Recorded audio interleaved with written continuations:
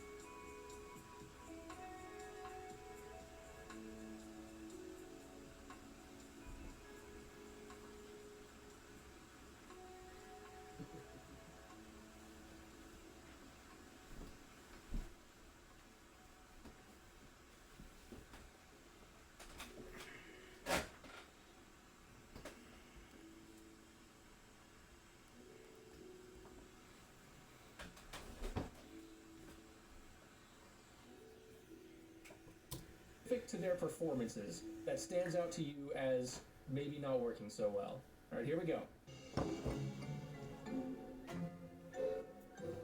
What in green tarnation do you two want? Don't tell me. Instead of heeding my wisdom, the two of you went mucking around in the only place that I told you not to go, Misty Island. That's right. And then... And Daxter, you finally took a much-needed bath, but in a bathtub filled with dark eco.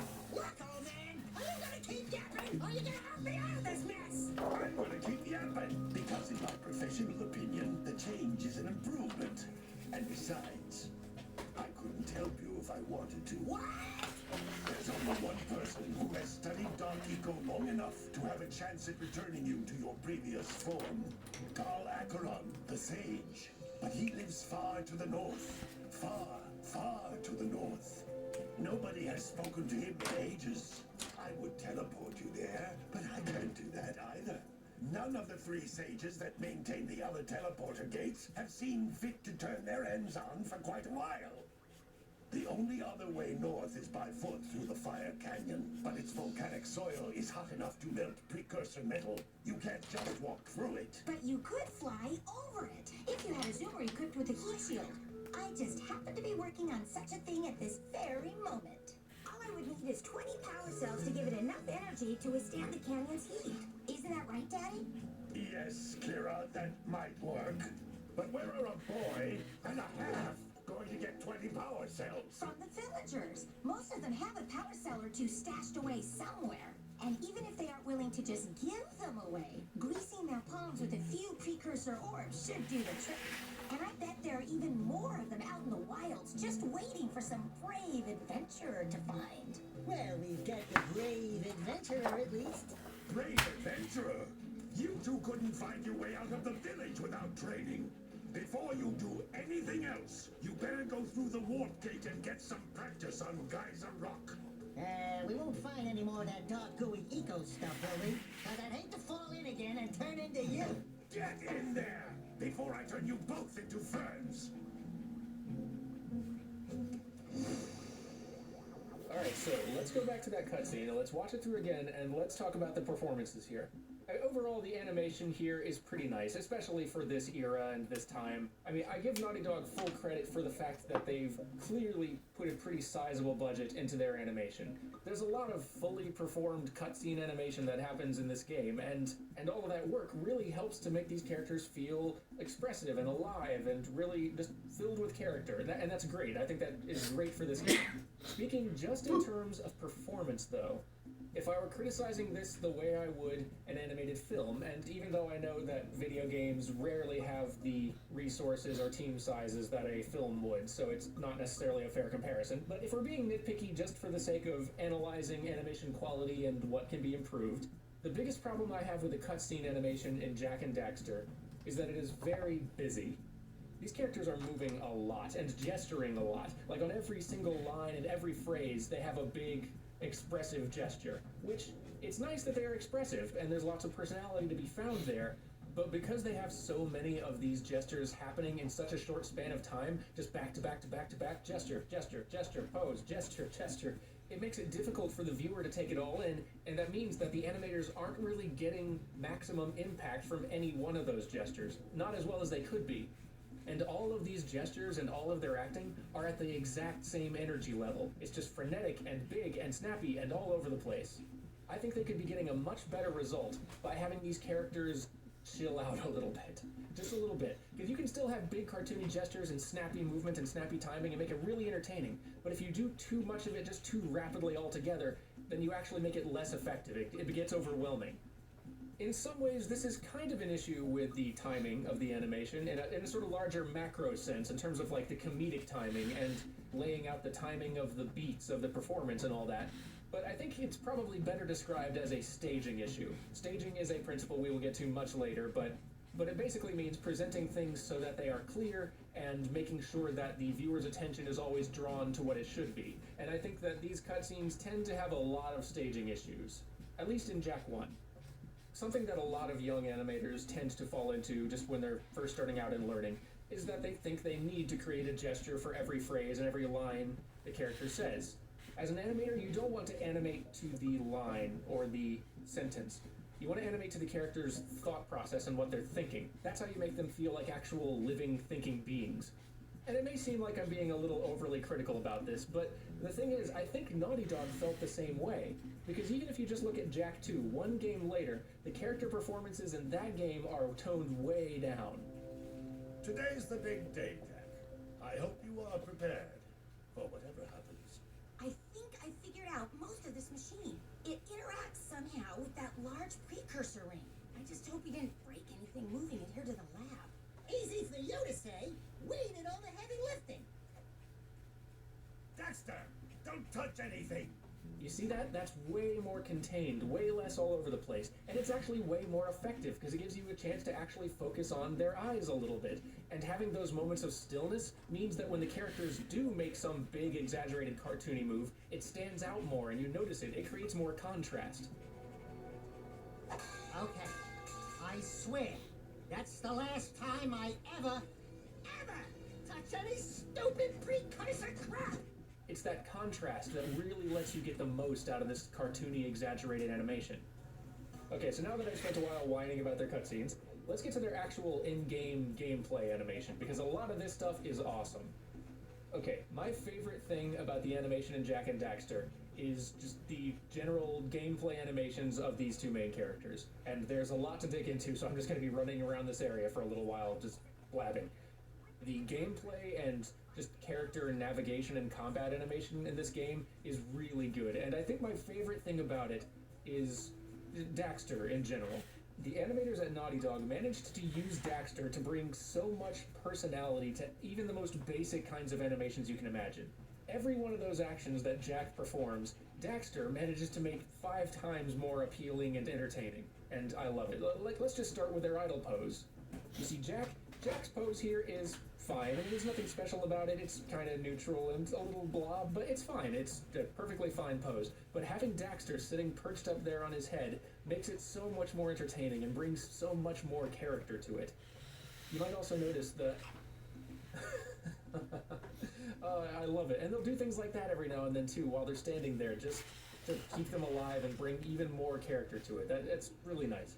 But yeah, you see how much movement is happening on their clothing and their hair and the ears and just all the loose bits of stuff on them? That serves a couple of purposes. Part of it is that it helps them look a little bit cooler and keeps them feeling alive and not perfectly still or dead while they're just sitting there waiting. But it also helps to separate them from the background a bit, because our eyes are really drawn to movement, and by having the characters still moving a little bit, even when they're still, helps to visually separate them from the background, so that you never have a problem finding where the characters are on screen. And look at their walk and run animations. I mean, Jack's animation looks really nice. He's got some nice arm swings, some nice bounce in his step. I like it. It looks really great. But having Daxter up there, perched on his shoulder and bouncing around with every step, is really cute and brings way more personality to it. Ooh, and let's talk about some squash and stretch here. Look at Jack's torso as he runs, just kind of down from the belt line up to the shoulders. Notice how much his torso compresses and extends as he runs, and how that compression and extension carries on up through the neck and head to create this really bouncy feeling as he runs around. That is squash and stretch in action happening on the torso right there, and it creates a squash and stretch feeling on the entire body if you look at it. As his foot comes down and he lands, his body kind of squashes down, but as he leaps up, his body stretches out again. It feels really nice and loose and cartoony. I love it. And if you really want to see some squash and stretch in action, let's look at their jumps. This is a really nice cartoony jump, and there's some major squash and stretch happening here, so let's really dig into this.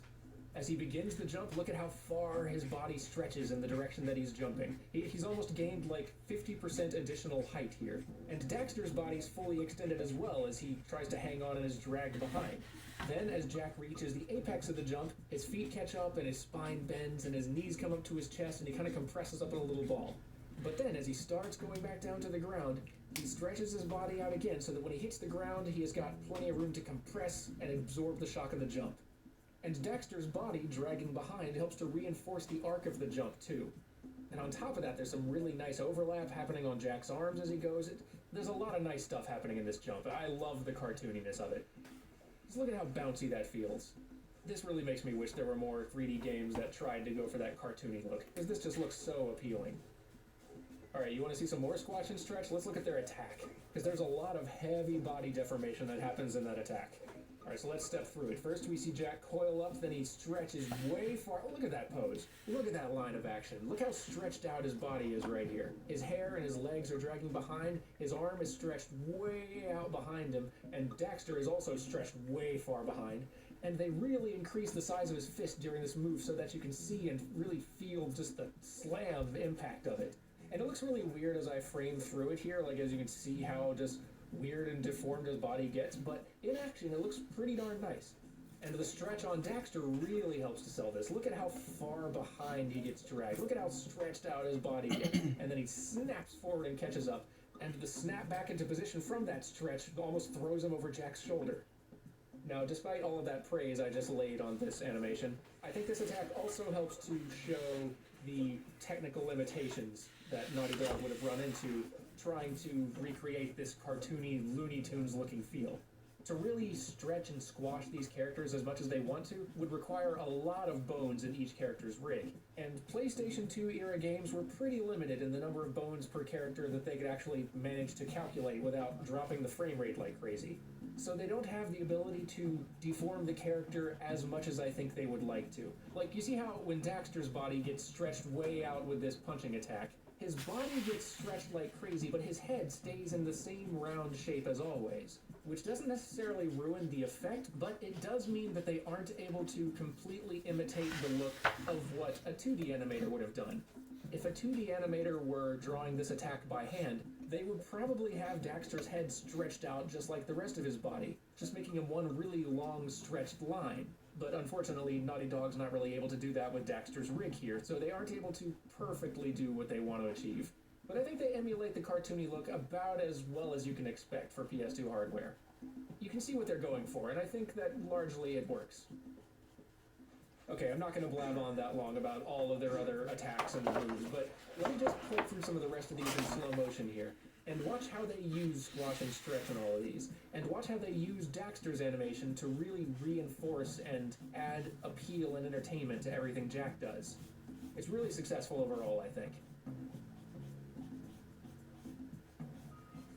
Okay, so here's a really smart thing they do.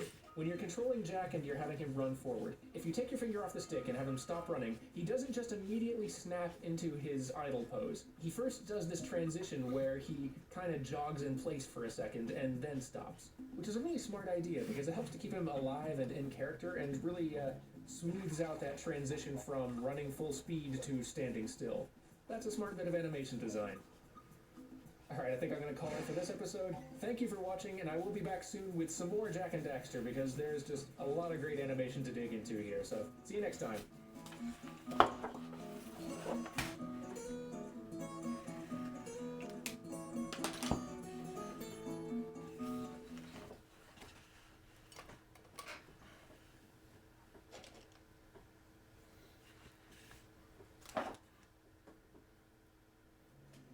And welcome back to this video game animation analysis series, and we're going to talk a little bit more about the animation in Jak and Daxter, which is overall pretty excellent.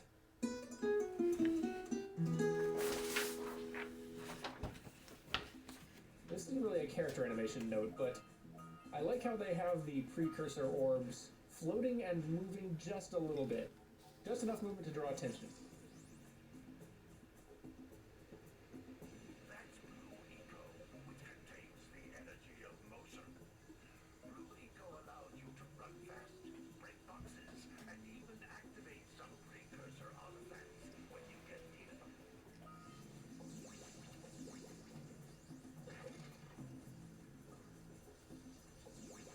So, speaking of squash and stretch, when you are charged with Blue Eco and you get near these crates here, notice how they start bouncing and wobbling like crazy before they break.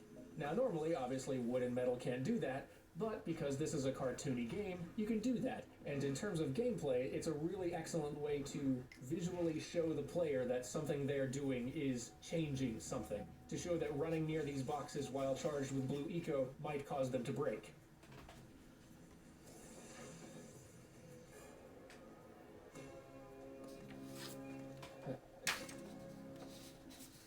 I give them a lot of credit for making so many variations of the "yeah, we got a power cell" celebration moment. I don't know how many there are in total. I want to say like 5 or 6, but yeah, like where Mario 64 and Banjo-Kazooie and so many other games kind of just had the one "yay, celebration, we got the thing" animation. These guys made several, and they're all really entertaining. That extra effort really goes a long way towards making this game as charming as it is. Ooh, now we can see them swim.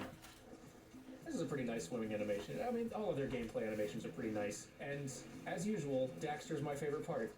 Because he's just sitting up there wet and shivering on Jak's shoulder.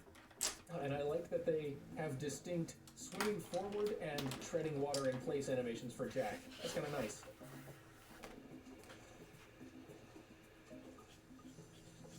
I think this game really serves to show that even if you have low-res assets, you... Oh, that's great. I didn't know about that. I love the way Daxter peels himself off the floor after a long fall. But yeah, I think this game really serves to show that even when you're working with very low-res assets. And even for the PlayStation 2, the character models and textures in this game are fairly primitive. Even just looking at Jack 2 and 3 on the PS2, you can already see a pretty big improvement in terms of the fidelity of the characters. But even when they're just working with the simpler character models from this first game, they still get a lot of character and charm and appeal out of the way the characters move, and out of the quality of the animation they've made. I think this game serves to show that good animation can go a long way toward making even primitive-looking games like this still feel nice and look good. Alright, we got another cutscene here. Good training, boys, but that's nothing compared to the challenges that lie ahead. Then no problem. We got the rooms, eh, Jack? We love to stay in check, Big Green, but we're itching to get on with our adventures. Fine, fine. Adventure away then. And while you're out adventuring, why don't you make yourself useful? They do lean a little bit heavily on that 90s cartoon character trend of just give everybody tons of attitude and make them all wisecracking and sarcastic all the time. It'll be funny. And sometimes it is, and the rest of the time it's not really. No. All of you. Get out of here! I'd be really interested to see Naughty Dog try to tackle a Jak and Daxter game again. Like, that studio has grown and refined their craft so much over the last decade, making stuff like Uncharted and The Last of Us, and they've got so many great animators and some great writers over there now. I bet they could knock something like this out of the park now. Maybe they will someday. See, they've even got some squash and stretch going on with this crate here. Actually, this is really important. Notice as the object squashes and stretches, it doesn't just get taller or wider independently. Whether it's squishing down or stretching up, it is always preserving the object's volume. If the object squishes down and gets flatter, it has to become wider as well, because all the volume of that object has to be preserved. Otherwise, stuff's going to look weird and not physical. It looks like sandflies are always in red boxes. Hey, baby. What do you say you and I go cruising on this A-Grand Zoomer? Rule number 1, I don't date animals. You don't know what you're missing. Listen, if you need something to keep you busy, my father always talked about an ancient precursor pipeline hidden deep underground.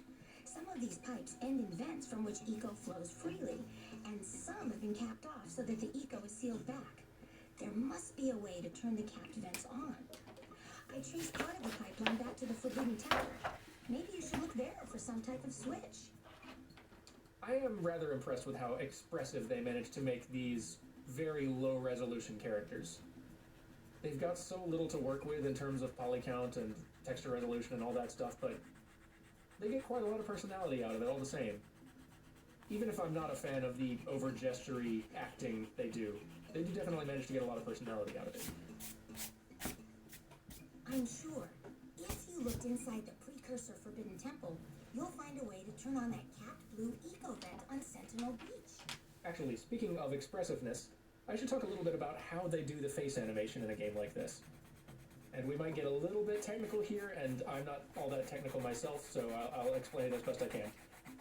There are generally two methods for animating a 3D character's face in a video game. The method that's more commonly used these days is to rig up the character's face with bones, just like you would the rest of their body rig, so that you've got lots of bones to help you control all the individual parts of the face. The lips, the eyelids, the eyeballs, the jaw, the tongue, the mouth, cheeks, all the different parts of the face that you would need to move to make the character make expressions. And that's how a lot of games will do it now these days. But that wasn't always the most practical method for games on older hardware like the PlayStation 2 or earlier. The number of bones that you could afford to have per character was much lower, so you probably couldn't afford to have tons of bones up in the face. So the method they used instead, and it's one that you will still see used today sometimes, is to use blend shapes, or morph shapes. I've heard both terms used. So the way that blend shapes usually work is to, rather than having tons of bones in the character's face that the animator is moving around, the team will create a bunch of expressions for that character in advance. They will make multiple copies of that character's face model, and they will manually adjust and reshape each one of those face models to make a specific expression or to move some part of the face in some way. Maybe they'll have one face that's built with its mouth open all the way. Maybe they'll make one face where the character's eyes are closed. Maybe they'll make another face where the character is smiling or just smiling on one side. And they will build dozens of expressions that way. And then what the animator will do, rather than manually moving bones around to create those expressions, basically the animator will operate a bunch of sliders to have the head morph between those different modified shapes and use that to animate the character. If you want to learn about this more in depth and hear it explained by somebody far, far more qualified to talk about it than I am, I recommend going and watching this video right here. This video is from a series called How Did They Do That? And every episode goes into a lot of detail explaining the tech behind some specific aspect of a certain game. He's done episodes on like the water in Super Mario Sunshine, and how they animated eyes in Twilight Princess, and just all sorts of really interesting stuff. I highly recommend watching all of them, but yeah, if you want to learn more about the morph shape method of animation they used in this game, that video is only a few minutes long, and he explains it way better than I did, so go watch that real quick and then come back.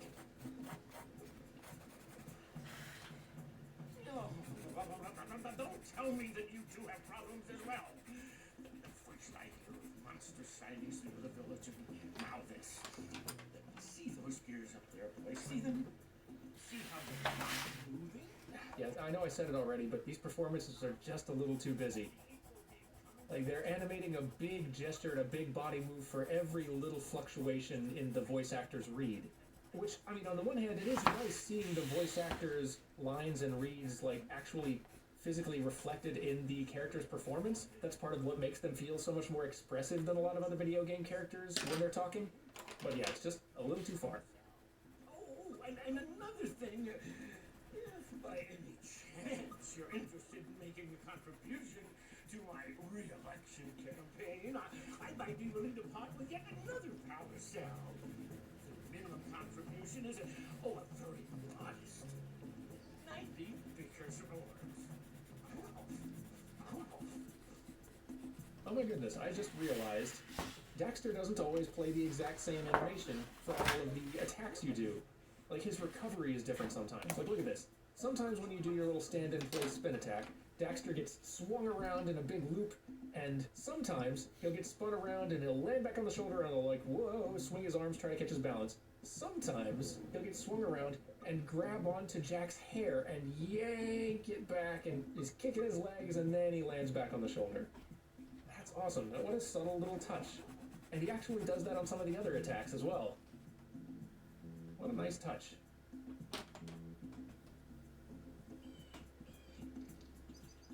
Hey! Little furry dude! Oh, I thought for a moment you were my muse. You're what? Yeah, see right here, a character like this would be a perfect opportunity to have a character not moving quite as quickly and frenetically as the others do. And he's not moving around quite as much as some of these other characters do, but I think a character like him with like that sort of hippie voice he has would be a really great opportunity just to create some extra contrast, to have a character whose movements are timed much slower. I see beauty in everything, you know? Right now I couldn't chisel my way out of a box. I think she ran away to that misty island. Oh, I just hope she's alright. It's worth a power cell if you bring her back to me. Wait a minute. We are not going back to Misty Island. Are we?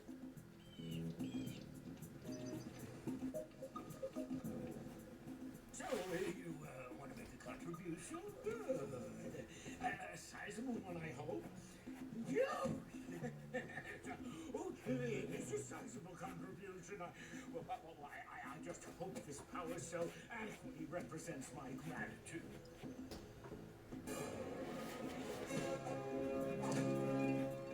I think this is my favorite power cell getting animation right here. Just the slam dunk animation on Daxter looks so good. Hey, you know, for fun, let's break this animation down real fast. Starting out, we got Jack up there looking up to the object he's about to grab, reaching. Before he's even got it in his hand, he's blinking and he's looking in a new direction to where he's about to throw the power cell, which is partly just shows what his thought process is. He's looking to where he's about to throw, but it also helps to direct our eye up toward where Daxter's about to appear. So he throws it behind his back, and before we even get to Daxter, notice that he throws it and then he stays still. Jack actually stays pretty still for the rest of this movement because we're not supposed to be looking at him. We're supposed to be looking at Daxter. Daxter's the center of attention at this point, and Jack really won't make a big move again until Daxter makes contact and slams the power cell in his backpack, where he gets kind of yanked down by the force of it. Alright, now let's look at Daxter's motion, and I really like the posing on Daxter here. He enters the frame, grabs the ball, makes contact, hits, and really favors this pose up here. He hangs in the air for a while. And it's that iconic getting ready to slam dunk sort of pose. And it's kind of exaggerated because he's holding the power cell in both hands. His arms are way behind him, kind of in a physically uncomfortable way. And I really like the spacing on this move. He really hangs up here and favors this mid-air pose for quite a while, just so you really see it. And he doesn't start really speeding up until he starts to fall. And then as he starts to fall, the spacing starts to really spread out and speed him up to where he dunks the thing and stretches way down. And I love the way Daxter and Jack's physicality affect each other here, with Daxter slamming the cell into the backpack, which yanks Jack down, but then Jack stands back up straight, which yanks Daxter up into the air, and he just kind of hits a goofy little T-pose there, lands neatly, crosses his arms, and they share a little nod, and then they look at camera. It's a nice little, this is a fun little animation. I like it. And hopefully that little breakdown there helps to show just all the subtle little intricacies involved in animating just that quick little succession of actions and making that whole alley-oop animation feel so good. And you could easily spend 2 or 3 days making that one animation. And if you were having to make it to a film quality level, you could easily spend way longer. You know what, I'm actually going to play through a couple more of these celebration animation sequences in slow motion, just so you guys can get a better look at them.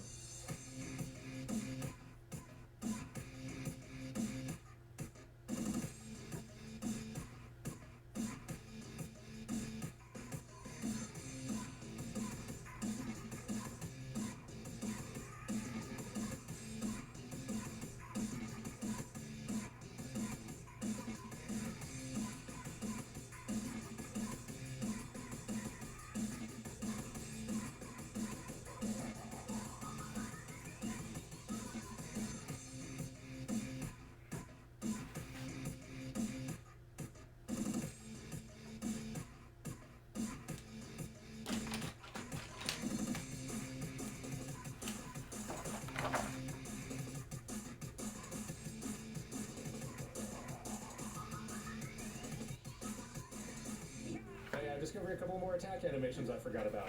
Like this uppercut here. Look at this.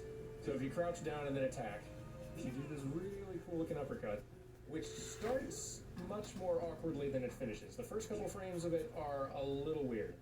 I think there are some subtle ways that this particular one could be polished and improved a little bit. I think these first few frames with Daxter stretched out kind of weirdly in a way that doesn't tie into the motion looks pretty rough, and when I look at the path that Jack's fist and arm take through here before they get to the top of the uppercut, I think maybe that line could be polished a bit more to better kind of tie into this twisting body line of action on the way up to the full extension of the punch. But once you get up to the point where he's reached the top of his jump and the punch has happened and it's just the follow through of that twisting motion from the jump, that all looks great. Legs swing out and Daxter twists around him, lands really hard. That looks really good. I don't know, and at full speed, having them kind of flatten out to the ground like that, I mean, it doesn't look great, but maybe it kind of subtly helps to sell the anticipation before the attack. I don't know. I'm undecided. I think there's probably a better solution to that problem than what they've settled on, but I don't know. It works. It's fine. I also kind of really like this crawling animation too. I like the little kind of monkey look that Jack gets as he crawls, and Daxter is just kind of riding on his shoulder.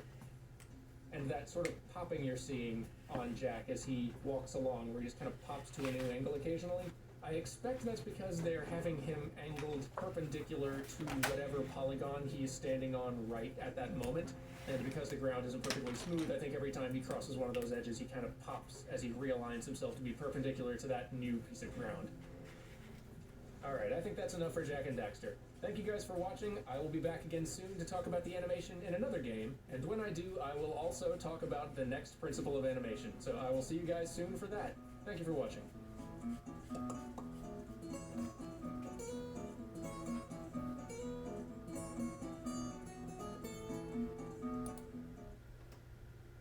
Special They uses real almonds. Because you can't fake delicious. Save up to 15 to 20% on new mattresses at Raymore and Flanagan's Summer Savings Mattress Event.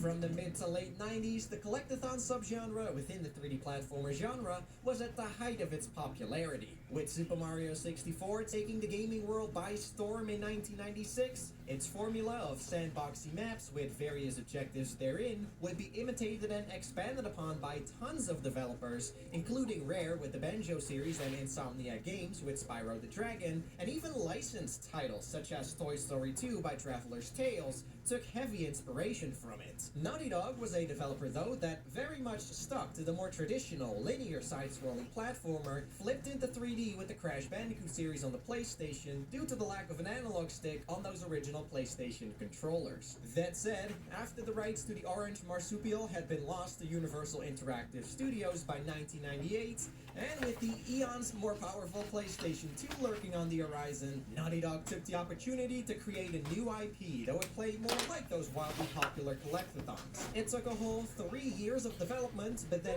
Jak and Daxter: The Precursor Legacy released in December of 2001. It received critical acclaim, averaging a 90% on game rankings, which is higher than any of the Crash titles scored, and it ended up becoming one of the best-selling classics of the entire PlayStation 2 library. Evidently, the game made a great impact back then, but considering that collectathons tend to have somewhat of a negative stigma attached to them these days, just how relevant is the Precursor Legacy to play nearly 2 decades later? And did Naughty Dog do much to separate their efforts here from the numerous contemporaries? Let's dive in, shall we? The Precursor Legacy begins with a young lad, Jak, and his pal Daxter venturing off to Misty Island, a dangerous area located a few miles across the sea from their hometown, Sandover Village. Upon exploring the place, the duo pass by 2 ambiguous freaks and a group of listening lurkers, and later on find a giant pool of dark eco. At the same time, one of the lurkers notice Jak and Daxter's presence and assaults them, ultimately causing Daxter to plunder into the pool after Jak is knocked back from destroying the lurker. Daxter luckily poofs out of it, only he's been turned into an oddsoul, a weird cross between an otter and a weasel, and his response is something that, well, let's just say something that's been ingrained into my brain forever.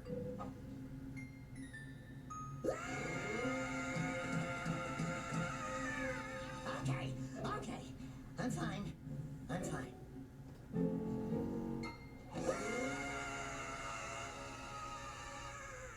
Anime Boy and his pet return to Sandover Village to seek Old Samos the Sage's help to return Daxter to normal, but are informed that Gol Acheron is the only sage who has this power. Problem is, Gol lives to the north, far, far to the north, and some of the terrain is impossible to traverse by foot. Fortunately, Samos' daughter Kira brings a pleasant surprise, figuratively and literally. It's only 12:30. As she can power a vehicle she's working on to sustain the heat from Fire Canyon. No.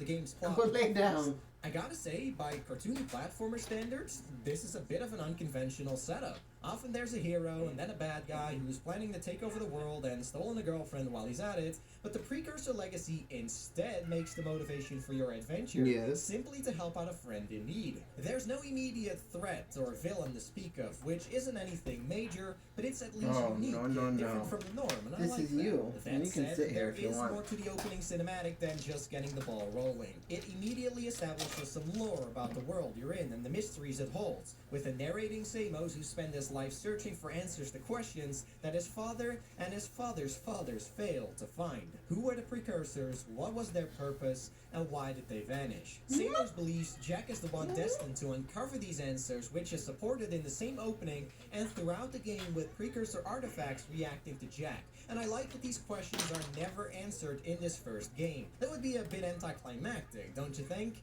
Next to that, eco is also contextualized as life's energy, and it's hinted at that there are varying forms of it with individual sages behind them, and this intro even foreshadows the main plot twist coming up much later. It's evident from these first 6 minutes that Naughty Dog wanted to take storytelling more seriously than they did with Crash. The story still isn't deep nor that much of a focus, but you already see the writers experimenting more with entertaining character interactions here, and they've given more thought to the world you'll be discovering and its origins. I get the impression the team was a bit too proud of their writing though, as well as their animation work and the performances delivered by the voice actors. 6 minutes of exposition and creating motivation is a tad long for a 3D platformer, and there's nothing inherently wrong with that. I think the backstory stuff adds identity to the precursor legacy, but the fact you cannot skip cutscenes, yeah, that flat out sucks. 6 minutes before you're in the action due to this opening can feel like an eternity if you are not interested in following the narrative,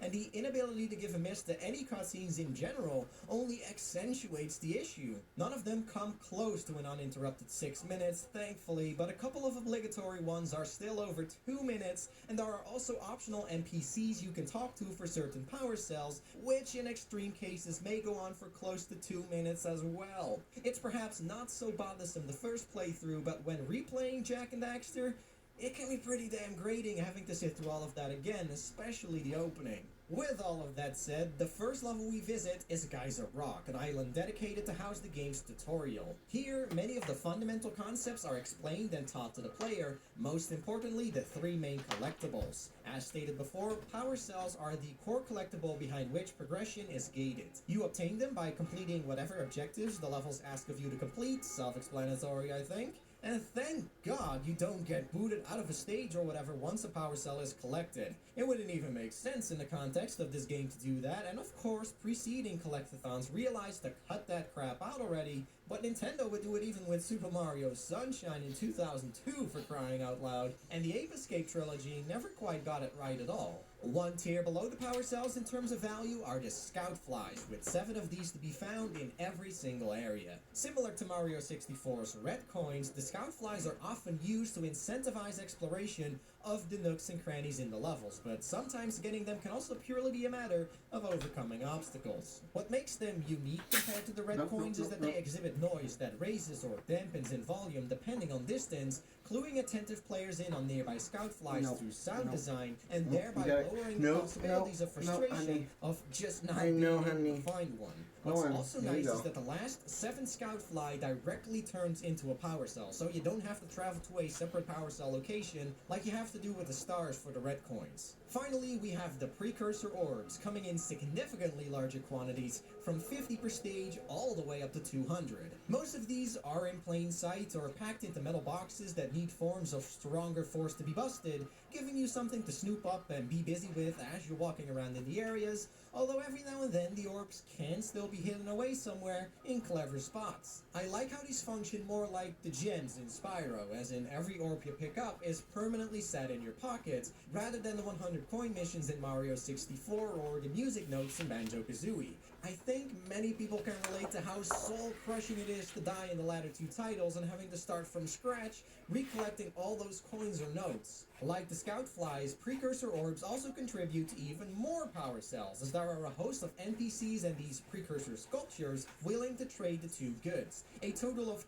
2,000 orbs are stuffed into the game, though you'll only have to find 1,530 of them in order to acquire all power cells. This is excellent because it means you don't have to aimlessly wanker around if you were to miss a handful. Simultaneously, I can't help but wonder if it would have been better for the required total for all power cells to be more along the lines of 1,900 orbs. There'd still be decent headroom that you can miss orbs, but not so much that essentially a quarter of them can be freely ignored. Granted, this is a collectathon and the lion's share of players probably won't settle for anything less than a total of 2,000 orbs. This is also required for a 100% save file, but amassing 100 out of the 101 total power cells is the only task with an actual extrinsic reward by the end.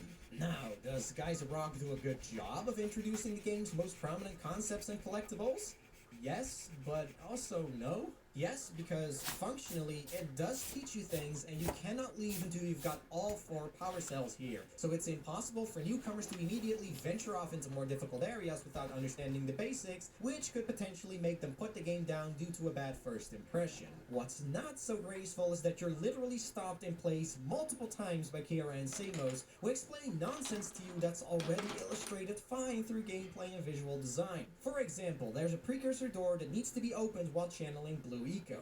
The door has a lightning icon at the top, and the vent up ahead gives you a full charge as soon as you touch it. 1 plus 1 is 2, right? Yep, but you're still interrupted with explanations for both the door and the vent. I understand the accessibility reasons behind doing this, but I don't think anybody needs their hands held that tightly, and especially kids hate listening to explanations, not to mention their language may not even be in the game. What they elaborate on in the tutorial and what they don't is inconsistent too. You're interrupted to be told what various objects do, which for the most part speak for themselves really, yet training dummies are sort of dropped in for you to test your moves on with no comments on that, and scout fly boxes require a downward slam or uppercut to be busted, which is debatably the trickiest of all to figure out, yet there is only some dialogue referring to that. This makes Geyser Rock an inconsistent and slow tutorial, but thankfully you can turn play hints off, which mutes the assisting dialogue and prevents the game from stopping you in your tracks. Very much recommend using this option if you're even close to familiar with video games. The pace picks up well from here though, with the players set loose to go exploring at their own leisure. The game follows a typical collectathon structure of hub worlds with relatively few collectibles in them, which then branch off to 3 full-on proper stages that can largely be tackled in any order you wish. There are 3 hub worlds in the game, with the second and third becoming accessible after acquiring a certain amount of power cells, and thus a total of 9 main stages. Sandover Village is of course the first hub, and it's a small, peaceful place that quickly allows you to reach your next destination, and it shows the player that scout flies are actually not cluttered in one section, which is how it was in Geyser Rock, but instead spread out for you to find them all. Those NPCs that you trade precursor orbs with in exchange for power cells are located here too, as they are in all the hub worlds, though this village is the only hub in the game with its own self-contained task. This task is to butt smack a handful of loose yakos back into their panel. It's an odd but amusing distraction the first time, primarily due to the sounds produced from this endeavor. But on subsequent playthroughs, the shit is kind of pace-breaking. It takes like a minute to do, and there's nothing fun about it beyond the initial novelty. Anyway, there are 2 stages accessible from here off the bat: Sentinel Beach and Forbidden Jungle. Sentinel Beach is the one Samos guides the player towards after Geyser Rock, so let's head down there and see what we got. Sentinel Beach, in some ways, is like a well-disguised extension of the tutorial, teaching you some things that are handy to know of and of value down the road. Early on in the stage, you encounter the metal boxes containing precursor orbs that I've mentioned before. This is meant to teach you that the only way to break these open is via greater force, in this case the bombs fired off from the nearby tower, which you have to lure in the right place by standing next to the boxes you want to explode. There are also some orbs in the water very close by, letting you know you can swim and dive, and in order to obtain one of the scout flies sitting on a higher platform, you have to sure-you-can some pulls up from below, highlighting the uppercut move. Furthermore, Sentinel Beach is by far the easiest stage in the game, being pretty wide open and allowing you to explore almost all of its inches with fairly little effort. It consists of a lot of flat land with only basic and non-punishing platforming, and the enemies are unthreatening, almost defenseless, such as the worms rising out of the ground with a very clear telegraph, or the crabs inside their shells that you can knock around. Additionally, in case you're in danger of dying, the green eco collectors that Samos orders you to unblock offer full replenishment of health instantly, so even the most inexperienced players should be able to have a comfortable time here. Most of the power cells are straightforward to acquire too. 2 of them are just kind of chilling there, out in the open, asking no more of you than your ability to walk and jump, and unblocking Samos' green eco vents is as simple as punching, kicking, or slamming the rocks on top of them. I don't really have an issue with these objectives being so simple, but maybe the 5 eco vents could have at least been spread across the stage more for extra exploration and efficiency of getting that full life restore when you need it. That said, there are some objectives that are not as obvious or require a bit more dexterity. The route to the bird egg on the cliff, for example, is fairly narrow with some gaps in between and enemies on them, and if you were to fall off at any point, you have to walk back to the start of the route as well. There's also that pelican that swallows that power cell from the beach, which you have to attack for it to spit out the stolen goods, and then the player has to be mildly fast to snag the power cell back before the bird does so. Fun fact, when the pelican is sitting in his nest with the power cell still swallowed, you can actually blow it up with the cannon on top of the tower to avoid the hassle of raising it. God dang, dude, that's dark. What's with all the animal abuse so far? Now, Sentinel Beach may be a pushover of a level if you have any resemblance of skill and experience with a Precursor Legacy, but it still manages to be a fun level to traverse in spite of that, I think. Outside of the inherent satisfaction of collecting stuff and cleaning out that many fans of collectathons love, something you may or may not do, the area is pretty small in size and laid out in such a fashion that it's pretty painless to go where you want at any time. Swimming between the two shores is especially a fast method to going from one side of the map to the other. It's also an easy stage to master due to its low difficulty, so especially on repeat playthroughs, Sentinel Beach really shouldn't take long at all to complete. It's very much possible in well under 10 minutes. And then there's the environment itself, man. It is absolutely beautiful to look at, with the waterfall going on, the plant life and lush greens, the sentinels themselves, the windmills. Don't be surprised if you find yourself just soaking in the scenery at a high vantage point and enjoying that by itself. The music is gorgeous too, perhaps the most gorgeous out of the whole soundtrack. It's so soothing and it really sets the mood for such a peaceful beach.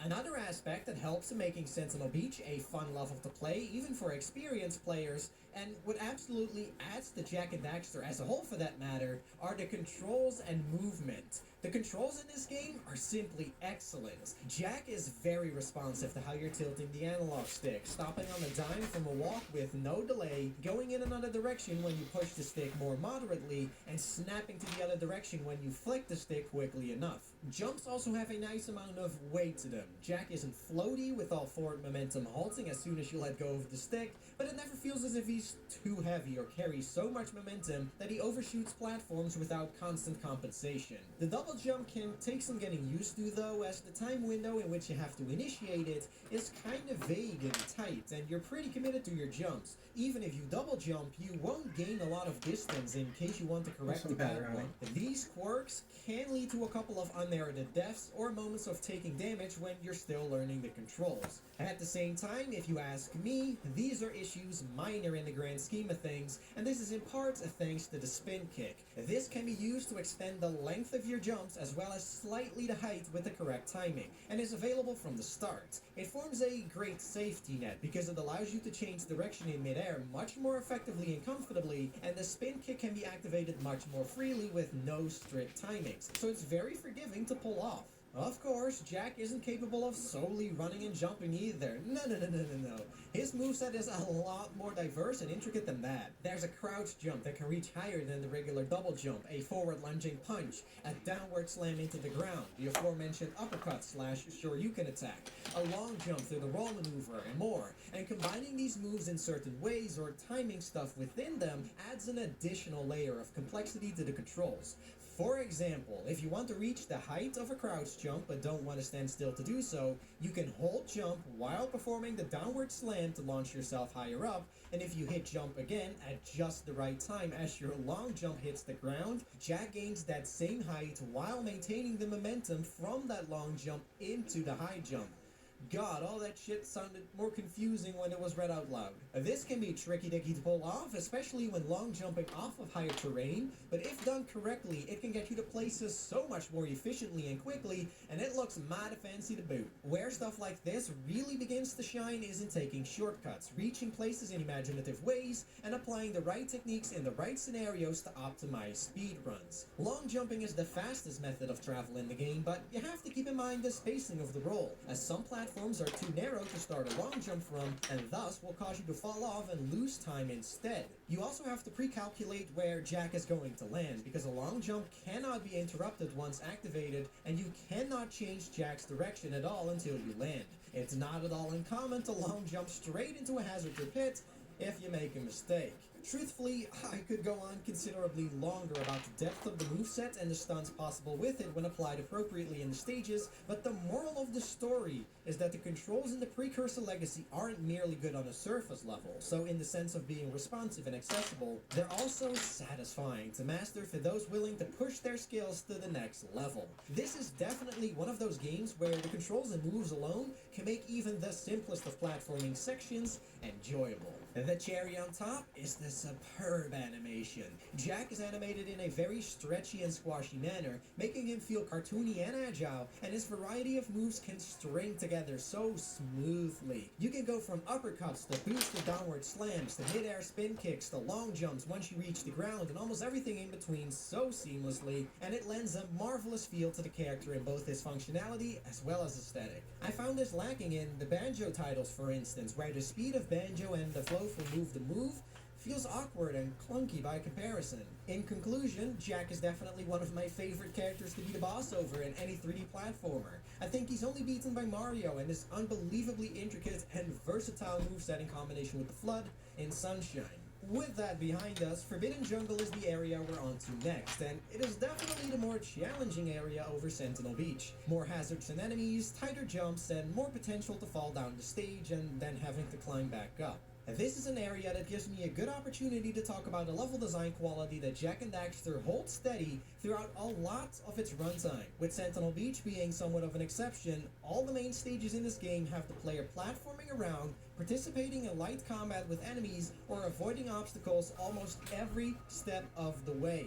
As soon as you enter Forbidden Jungle, you see a bunch of precursor orbs and narrow pillars to jump between, and when you venture off to the left, there's a path with bridges to cross with small gaps in between, patches of spikes to hop over here and there, and swinging spike blocks that you have to avoid by running past them at the right intervals. You'll also be climbing the large precursor temple in the center of the level, which sees the player using bouncy trampolines to get higher up and jumping from moving platform to moving platform, and then inside the temple itself is the most lethal platforming over bottomless pits. While every stage is obviously constructed and laid out differently from Forbidden Jungle, virtually all of them follow this same respectable practice of integrating mini obstacle courses and platforming parts into these sandbox-esque exploration-based maps. It's like taking chunks of the levels from the Crash titles and spreading the content within them out rather than connecting them in a linear fashion. It's a setup I overall enjoy, and I'm happy to see the game maintaining so well for the majority of the journey, since it prevents the game from becoming an exploration for the sake of exploration affair,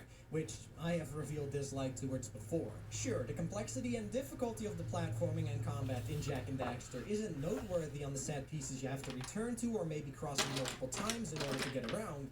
The more difficult stuff is usually reserved for separated sections only, but the potential for messing up and taking damage or dying remains there and is valid, and it keeps the player busy. Next to Jak's rich and smooth handling, this aspect of the level design forms an important reason, regardless of more specific positives and negatives I may bring up on a particular stage, why all the stages in the game are both fun to traverse and explore. I'm not implying the Precursor Legacy is the only collectathon to do this, but all you need is Dank Kang 6-4 for a stark comparison, where there's a bunch of walking across flat land, just snooping up bananas and whatnot, cause woohoo, this is a collectathon. You collect an insane number of things, that's enough to make a video game exciting.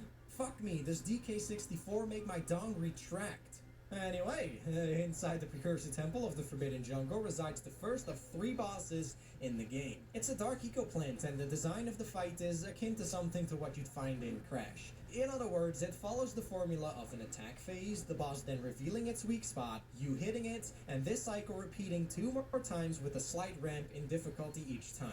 It's obviously not hard to beat, but the plant lunging forward to bite you can be a little unpredictable despite its telegraph, especially on cycle 2 and 3 where it attempts to bite you 2 or 3 times in quick succession. If I could make a suggestion to make the battle a tad more interesting, it would have been to remove the bottom leaf on cycle 2 and both leaves on cycle 3, forcing players to perform an attack out of a jump and then out of a double jump for the final blow.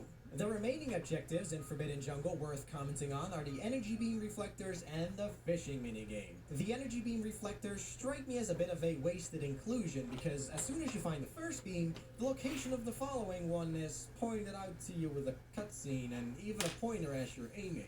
I'm not really sure what this adds to the stage at all besides extra traveling and having to watch more cutscenes you cannot skip, so I wish a different mission could have taken its place. As for the fishing minigame, it sees Jack trying to catch 200 pounds of fish while avoiding the purple eels, which restart you from scratch upon catching even one. It's a minigame primarily based on reaction, sometimes having to steer the net all the way across the river, with the fish swimming in faster and faster as you advance. It is interesting enough while it lasts, but the net is sadly a bit hard to handle precisely, which could lead to some frustrating fails. The minigame being included and being a bit jank doesn't bother me much, but what I do care for is that the third stage of the first hub, Misty Island, is locked behind the completion of it. Minigames are mostly harmless in my eyes if they're optional, and though you can reach the final boss here without successfully doing the fishing, I have to imagine a kid missing out on an entire level due to the fact he or she couldn't beat a minigame that disregards the game's base mechanics. It would be a shame, honestly, so I'ma say Misty Island being unlocked via the energy beam reflectors or something else at least would have been a better idea. Speaking of Misty Island, that's our third and last stop before moving on from Sandover Village. The difficulty here is raised a little once again, though not as much as before.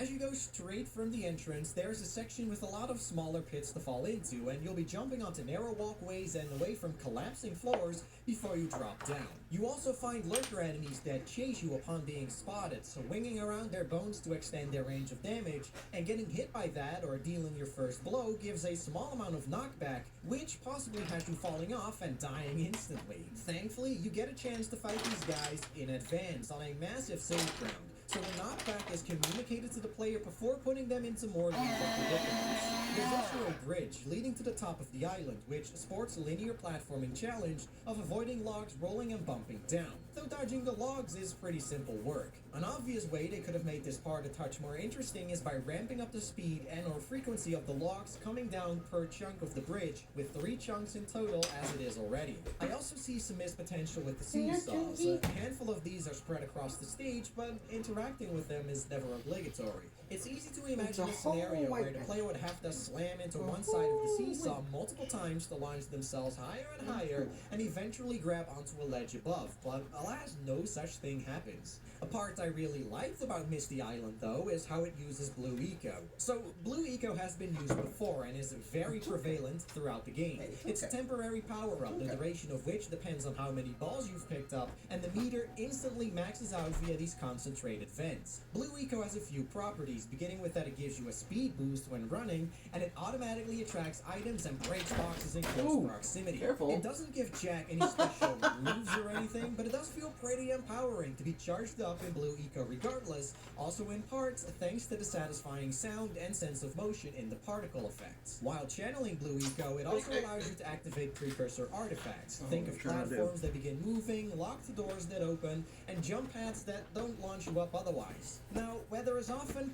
plenty of Blue Eco available to you to more than comfortably reach an artifact of interest, like here in Forbidden Jungle to obtain this power cell, Misty Island gives you fairly limited Blue Eco resources. This makes it more challenging to open the artifacts because you're on a time limit and thus have to be quick. It's a concept the designers use a few more times, like once here in Rock Village, or once in the Lost Precursor City in a room where you have to activate all artifacts in the room on one Blue Eco charge or else they all deactivate. And it's always neato when they do use this concept. On the topic of Eco, Misty Island also introduces a new variant of it, namely Red Eco. Unfortunately, this is the most underwhelming shit. It basically enhances the strength of Jack for as long as he's charged, allowing him to take out foes such as the lurkers in this stage with one hit, eliminating the knockback effect. It's also necessary in Snowy Mountain to burn the shields of these Arsats, but that's really the extent of Red Eco. No new abilities or anything, and it only ever shows up in 3 levels to boot. Maybe Red Eco would have been worth more if combat was a more involved, challenging aspect of the game, but for the most part, combat acts as a brief distraction introduction to give players something to do when they aren't platforming or collecting items. It is not meant to be an in-depth activity, and, that's totally okay. Nevertheless, that doesn't stop Misty Island from, at one point, locking you into a room and unleashing a boatload of enemies onto you at once in an ambush. There's next to no strategy in surviving this, though. It largely boils down to spamming spin kicks and punches and keeping some distance. Red eco is dropped in abundance by defeated foes too, so there's no element of, managing your red eco and reserving it for the tougher waves with tougher enemies. The game has a total of 4 of these combat ambushes as well, and while they're all a little different, one may see you using a different type of eco, and another may have you going through a lurker-infested cave you need to reach the end of without dying. None of them are all that interesting due to the combat elements not being so deep. At the same time, they aren't awful, and most of these don't even last a minute, so these combat ambushes, write them off as lukewarm attempts at evolving the combat a bit, and we simply move on.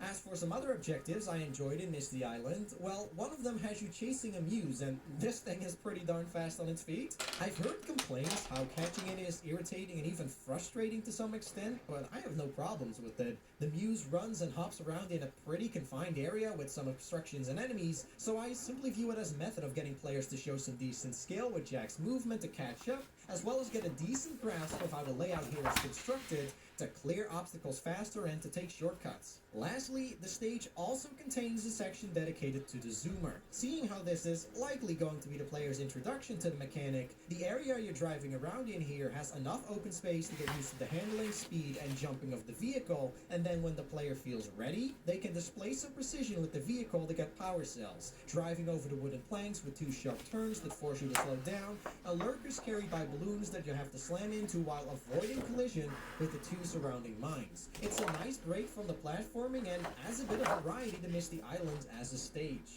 Once 20 power cells are collected in Sandover Village and its surrounding areas, players can choose to progress to the second hub world. They'll have to cross the Fire Canyon first though, a linear stage with the zoomer being the means of travel. The main concept here is that the shield of your zoomer can only sustain so much heat, so you're gonna have to avoid contact with the patches of lava as much as possible, while also trying to catch air off of the terrain and pop cooling balloons to prevent the vehicle from exploding. There are some pitfalls and obstructions to avoid too, and you don't want to miss a precursor orb container or scout fly along the way, as having to turn around and waste time may push the temperature too high before you clear the course. The game has 3 of these linear zoomer levels in total, and though none of them are particularly special, they provide enough depth for the short times they last. They're fun diversions before diving back into the next set of core stages. Upon arrival at the second hub area, Rock Village, the rest of the gang is teleported over via a warp gate. This happens every time Jack and Daxter travel to a new hub, which not only allows Kira and Samos to go there easily, but it also acts as a method of quick travel between hubs. If you're at the final boss and need to go back to Volcanic Crater for instance, well, you can do just that swiftly without having to actually travel there. It's a nice bit of convenience. Now, in Rock Village itself, we find out that the town is being bombarded with flaming boulders by Claw, this giant creature at the top of the hills. Jack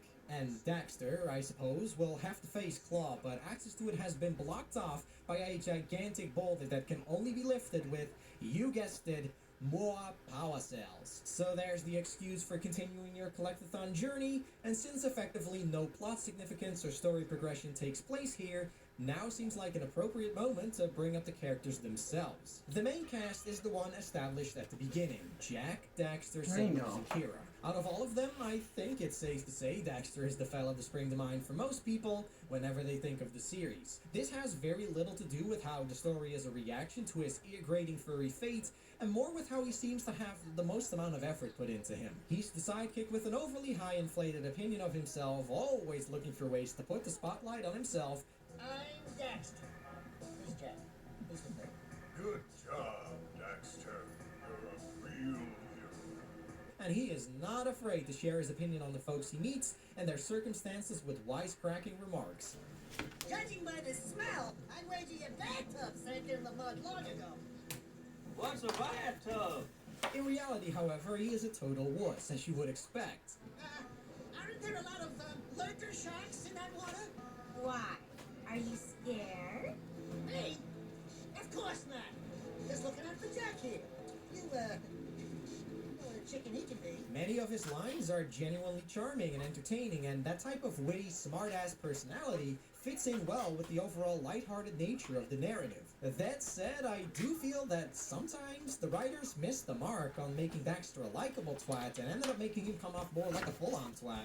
He cannot take anything seriously besides his own rodent problem. All he can think about when Kira is distressed is trying to hit on her, for example, and the thanks Jack gets from Daxter for traveling all the way across the continent to save his furry mug is being blamed for the incident in the first place, even though Jack was trying to protect him. It's probably all played for laughs, but to me those obnoxious instances do detract a bit from the character, and there's no sort of development to becoming a hair less of an asshole. Like, are we supposed to feel bad for this dude or what? I still enjoy Daxter in the Precursor Legacy, as his good moments outshine the bad in my opinion, and he's a truly unique character. I'm just glad the sequels bring the exact sort of refinement to Daxter that he needed. I adore him in Jak 2, but I'm getting ahead of myself. Right behind Daxter, I would say Samos is the most fleshed out character of the main cast. He's the old wise sage, much more so than Alec Alger the side quest gamer could ever hope to be, and he's really the person with the largest fascination for the Precursors and with the greatest understanding of Eco. Many people are stubborn though and don't heed his wisdom, resulting in Samos being easily grumpy. That grumpiness is precisely what makes him a good one. His dynamic with Daxter especially is enjoyable and the strongest in the game from my point of view. These two clearly have mixed feelings towards one another, which leads to them dissing and trash talking with practically every opportunity presented, and this is always a good time for me. And Daxter, you finally took a much needed bath, but in a bathtub filled with dark eco. Look, old man, are you gonna keep yapping, or are you gonna help me out of this mess? I'm gonna keep yapping, because in my professional opinion, the change is an improvement. Not only is Savage Samos an enjoyable Samos, but it also gives Daxter a justification for being the bastard he is, which in turn makes his lines and behavior likable instead of grating. Samos is also kind of hard on Jack, downplaying his achievements throughout the journey, but it's obvious from his delivery that Samos gradually becomes more and more impressed and believes more and more in Jack's abilities. You keep on impressing me, but then maybe it's just because I've got low expectations. Okay, your moment of gloating is over. Get on with it. By the end of the game, he even properly views Jack as a hero and congratulates him, giving their dynamic a satisfying conclusion. Samos' development like that is a reason I want to say he is one of my favorite characters in this first installment, and all those times he is being a douchebag, it's more endearing since he feels like a well-intended douche. He doesn't interact much with Kira though, which is odd considering she's his daughter. I wouldn't want them to have forced interactions, but maybe Samos could have shown displeasement toward Kira getting hit on by Jack and Daxter or something?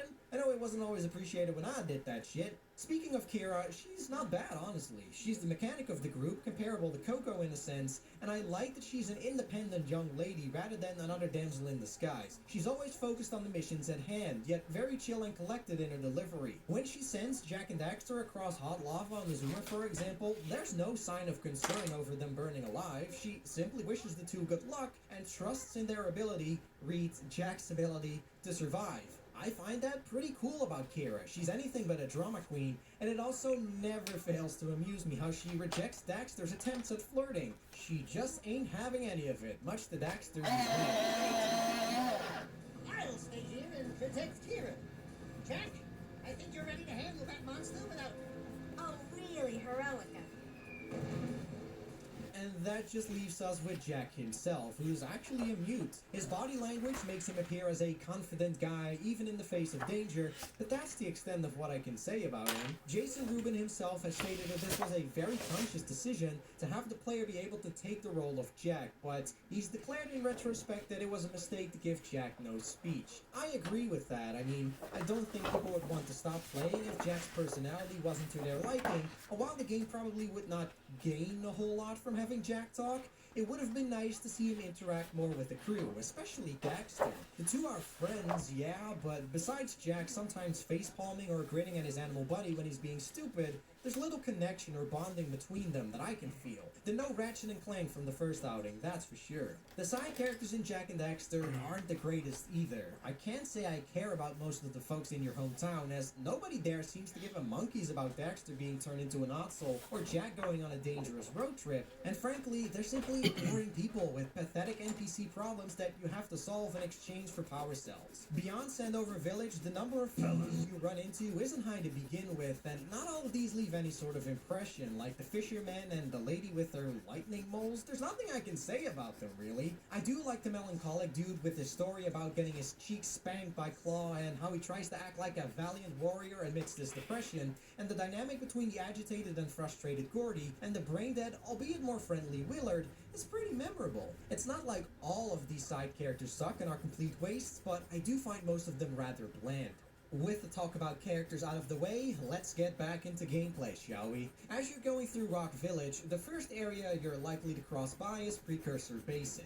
This main stage is unique amongst all others in Jak and Daxter for being done entirely on the zoomer, and it's probably my least favorite part of the game. The reason is not that the controls are bad or whatever, the zoomer plays well with a comfortable speed to handle, and it's got a lightweight feel to it that makes steering left or right near instantaneous. It does have a bit of a massive turning radius when holding the acceleration button, but sharp turns can still be taken properly by slamming the brakes, letting go off the gas, etc., so that's fine and straightforward. My problem instead is that the mechanics are too easy to master. For a first playthrough, I think this isn't a concern. There are a variety of objectives within Precursor Basin, so an intricate set of movement mechanics isn't as important to keeping the gameplay feeling fresh and exciting. On subsequent playthroughs, however, I've always found the mechanics and controls with more depth to them in any game help tremendously in keeping stages and objectives you've already completed more interesting. This is a dilemma though, because asking players to learn a whole new set of complex mechanics just to do the zoomer sections that aren't the main focus of the game would be questionable. However, at the same time, I'm pulled away from Jak's core moveset for one full level to control a vehicle far more basic by comparison. I admit I cannot come up with the proper answer to this dilemma, except maybe having all stages focus mainly on the platform, with a couple of those stages sporting one or two zoomer objectives, much like Misty Island. In doing that, the time spent on the zoomer at once is never as long as a full level, and so the limited complexity of the mechanics never becomes too bothersome. On the flip side, I also realize others may really enjoy having a whole area dedicated to mess around in on the zoomer, so there's no right or wrong answer in this situation, or speaking of a flaw per se, it's a matter of taste. One of the missions in Precursor Basin is also a culprit for me usually not looking forward to the stage too much, that being the lightning moles that need to be scared back into their hole by following them around. It's not the chasing aspect of it that bugs me, it's the fact you're busy influencing the AI rather than trying to best it. The moles don't always go where you want them to, and they may even refuse to jump into the hole despite running right over it, meaning half of completing this task is essentially hoping for the best. See, now two of them plopped in at once. There's no rhyme or reason to this shit. Chasing the four flying lurkers isn't too exciting either. They always seem to move out of the way last second for me, regardless of how clean my movement around the obstacles may be, until at some point in the second or third loop they just run out of breath or something and slow down, allowing me to easily catch up. To this objective's credit, at least there seems to be more skill and precision involved with catching the lurkers than with chasing the moles, so it's better than that. On the bright side, there are decent missions in Precursor Basin as well.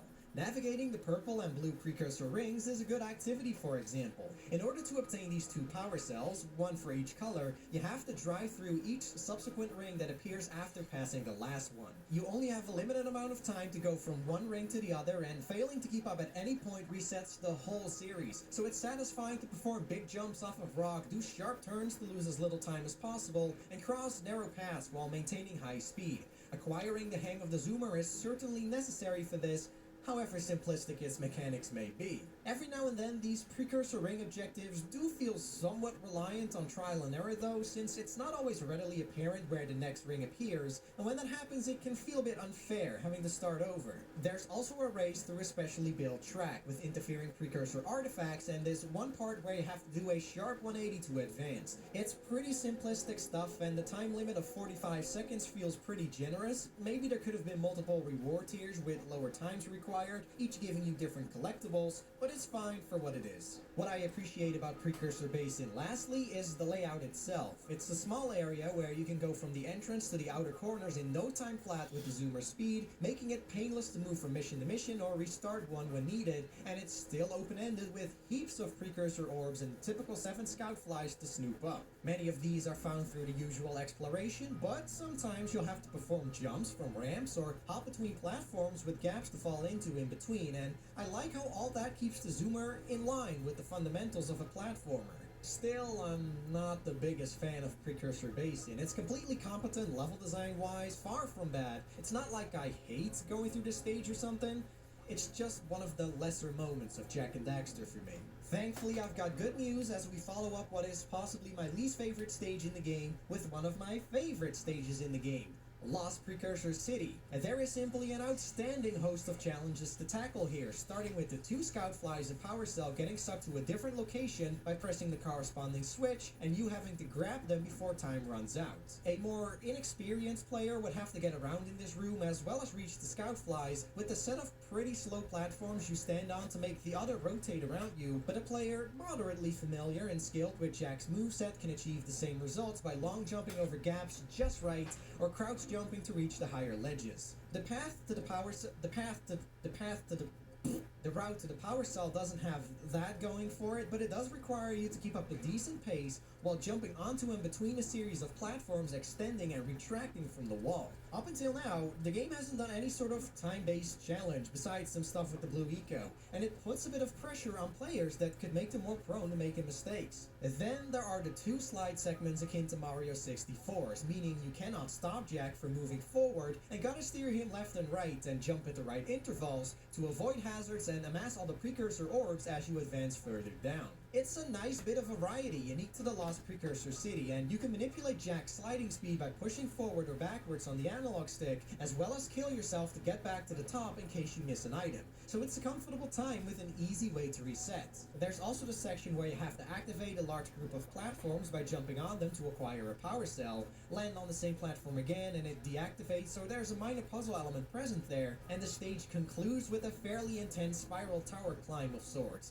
Instant kill Dark Eco is rising below your ass at all times here, the same extending and retracting platforms from before return, and there are some foes interfering on top of that. All these shenanigans make for good platforming entertainment, and nearly every room has something new on offer for players to indulge in, keeping the level exciting as you go through it. Since the Lost Precursor City is found in the second hub, the difficulty is amped up over Forbidden Jungle and Misty Island too. There are overall fewer safe places to stand, with most of the ground being made up of water that is either periodically or continuously electrified, and you'll have to deal more with loose platforms sort of floating around in the environment. I also think it's noteworthy how you have to lure these spinning fellas into precursor boxes, otherwise unbreakable in this area right here, because you're manipulating an enemy into performing an action that is to your advantage. The only other instance I can recall where that happens is when setting yourself up as a target for the cannons asked to blow up precursor orb crates in Sentinel Beach and Misty Island, and I think it'd be welcomed if the game sported more stuff similar to that, since its combat approach from a different angle. Maybe these guys with the drills in the later Spider Cave could have been used to create cracks in a set of crystals or whatever, revealing a scout fly inside. I don't know, just spitballing ideas here.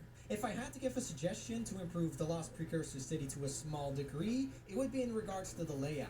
It's a more linear stage than anything before it, connecting its rooms and hallways in a rather sequential order, and that's not necessarily a negative. Most of the chambers themselves are still fairly open, with choices of what to do first and last, and the sections that make more sense to be linear, well, they are linear. However, I feel the level isn't the most efficient to trek through in case you're looking for something you've missed, and leaving the Rock Village could be a mild annoyance in that scenario too. There is an extra entrance/exit point available near the end, thankfully, but if you leave that one behind on the surface and come back through the main entrance, you can only exit through that main entrance anymore. Perhaps it would have been better if the stage was like structured in floors, each floor branching out to various rooms with their own challenges if need be, and you could freely move between floors with an elevator. The slide segments could then be formed in downward circles as alternate means of advancing to a lower floor, and the spiral tower climb could loop back from the bottom of the level to the top for the players that clear everything out in the top to bottom order anyway. Despite the nitpick, Lost Precursor City is pretty awesome as I've said, and the atmosphere is certainly a contributor to that. This starts with the music sporting a mellow and relaxing, yet mysterious track with the added effects of precursor metal clashing and the noises from the water to enhance the immersion.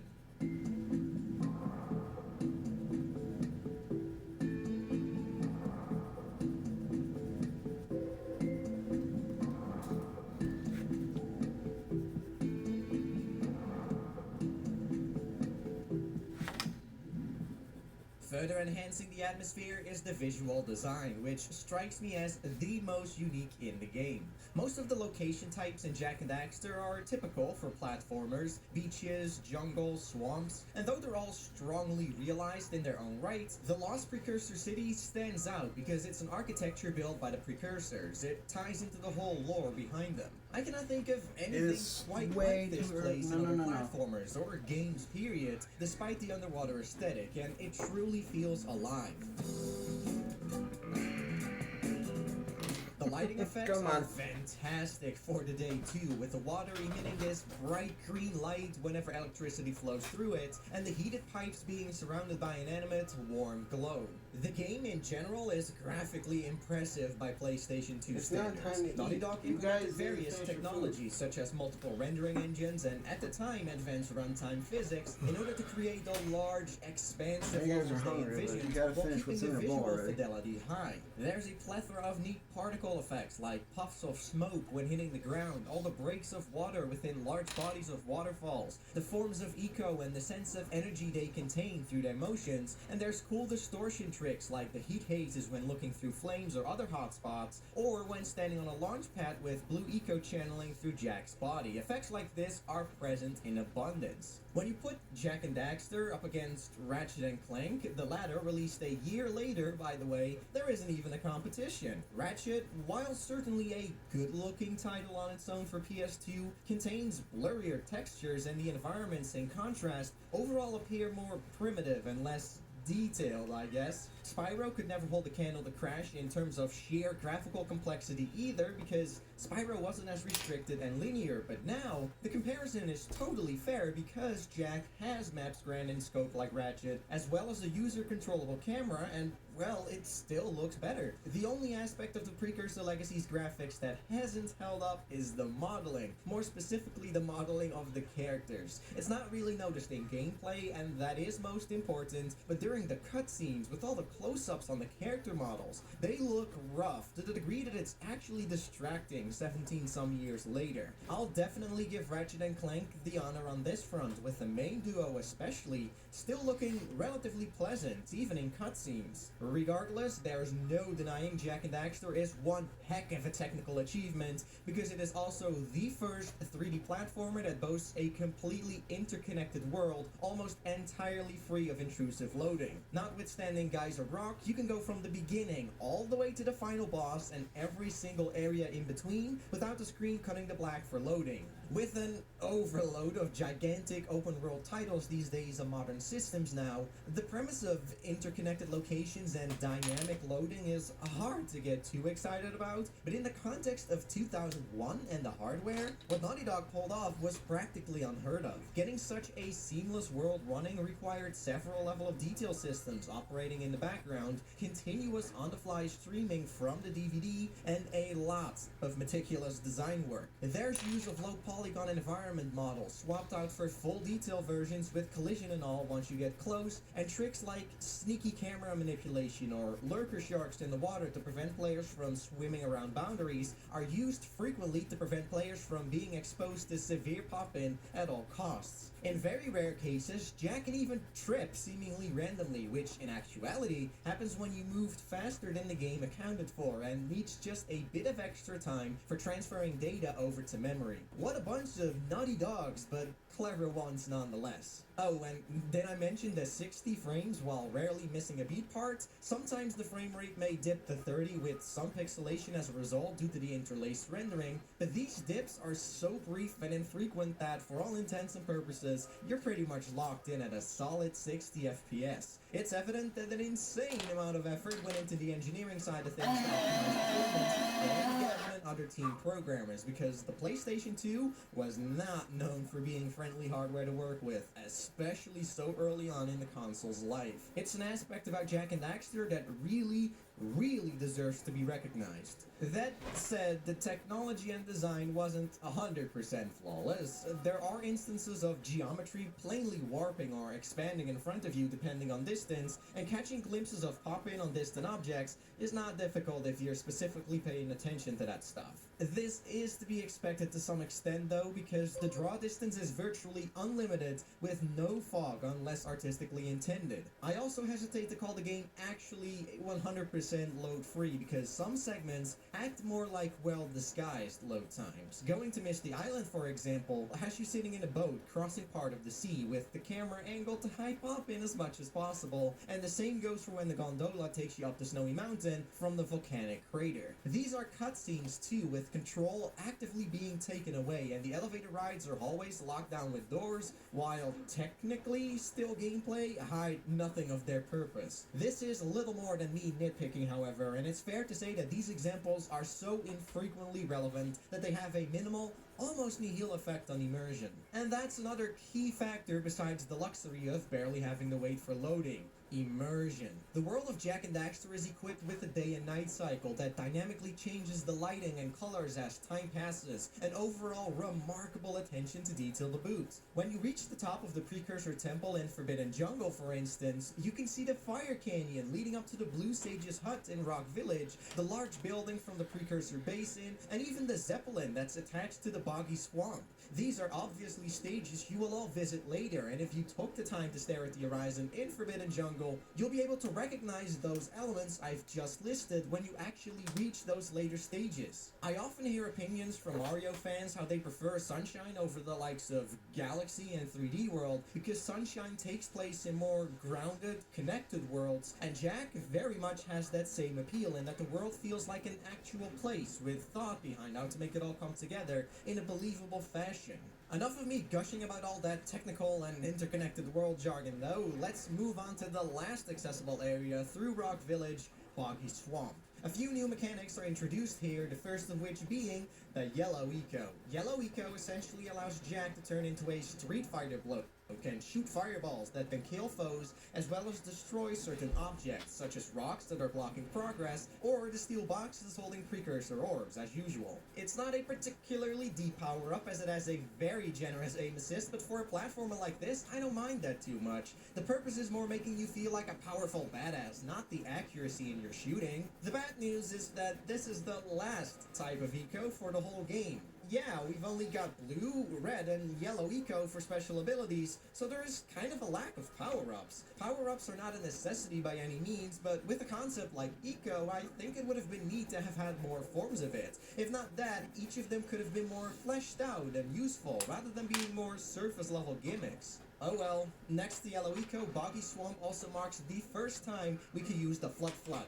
Riding this bird is sincerely a joy, because it's so fast, can jump and flutter far, and the attacks can effortlessly dispatch enemies as well as bust open those steel crates. The moveset is not as deep or varied as Jak's, no, but the Flut Flut doesn't have a whole stage dedicated to it either, so it's never used too long at any time. The bird has to be unlocked though by pushing that egg off the cliff in Sentinel Beach. Assuming you don't do this, Flut Flut cannot be used anywhere in the game, and I think Boggy Swamp handles this idea very well. Flut Flut makes the platforming from bridge to bridge over this large swamp a complete non-issue, but if you don't have him, you can still clear the wide gaps between the bridges via the long jump. Doing so successfully requires more precision than you may expect, but it's absolutely doable. It's a great alternative for players who prefer not to do the tedious backtracking, which Naughty Dog demonstrates a few times to be good with in Jak and Daxter. In the later Spider Cave 2, for instance, there are some precursor orbs that can only be obtained by Yellow Eco. Opening the nearby vent through a switch in Snowy Mountain certainly makes getting those eggs a hell of a lot easier, but those who realize they can grab Yellow Eco a bit further back into the level and are then fast enough to clear the distance to those precursor orbs without running out of Eco are never forced to come back later in case they hadn't opened the vent already. Arguably the most popular developer for the genre, Rare, got progressively more obsessed with tedious fetching over the course of the Nintendo 64's life, and I'm glad Naughty Dog neglected to take inspiration from Rare in that regard, instead coming up with a